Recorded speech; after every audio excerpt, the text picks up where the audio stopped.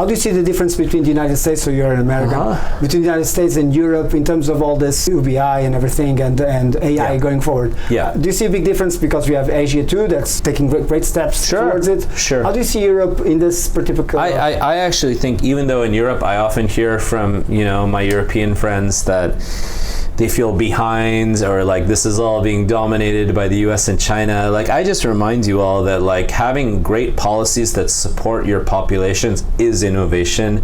And if anything, like, we look up to you all, or at least I do. I have a bunch of friends in EU Parliament too who do really good work, on these topics. I also want to remind you all that like the web comes from Europe. It doesn't come from the US, and it doesn't come from China. It was invented at CERN. In the Tim Berners-Lee and all this, right?